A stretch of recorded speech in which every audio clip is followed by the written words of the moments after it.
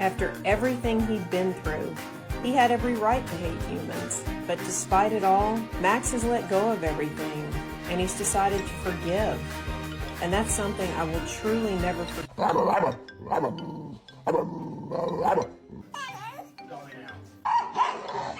Faith was found in a parking garage with a belt around her neck. Her adopted family saw how much she loved the beach and so taught her to surf as a bond.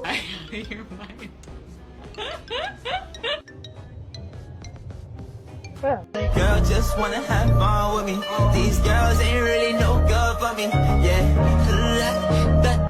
Reginald, you're having a bath. The vet said you're going to have a bath every other day. Come on. Come on, bath. Bath. Come on.